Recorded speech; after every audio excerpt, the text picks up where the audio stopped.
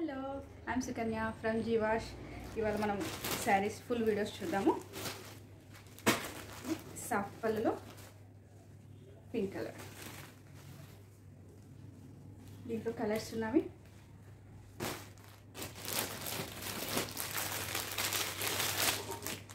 blue colour,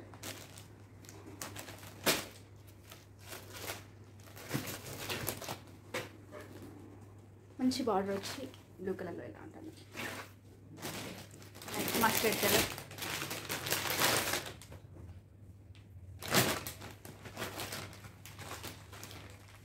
mustard colour,